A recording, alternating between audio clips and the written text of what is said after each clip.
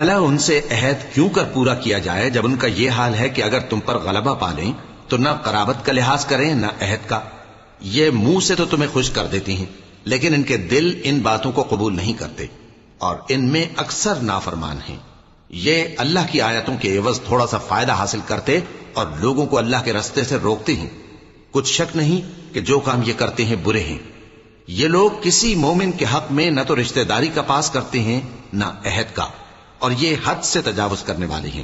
اب اگر یہ توبہ کر لیں اور نماز پڑھنے اور زکات دینے لگیں تو دین میں تمہارے بھائی ہیں. اور سمجھنے والے لوگوں کے لیے ہم اپنی آیتیں کھول کھول کر بیان کرتے ہیں. اور اگر عہد کرنے کے بعد اپنی قسموں کو توڑ ڈالیں اور تمہارے دین میں تانا زنی کرنے لگے تو ان کفر کے پیشواؤں سے جنگ کرو. ان کی قسموں کا کچھ اعتبار نہیں ہے. عجب نہیں کہ اپنی حرکات سے باز آ جائیں.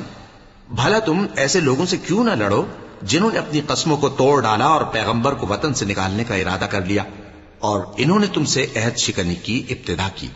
کیا تم ایسے لوگوں سے ڈرتے ہو؟ سو ڈرنے کے لائق تو اللہ ہے اگر تم ایمان والے ہو. ان سے خوب لڑو.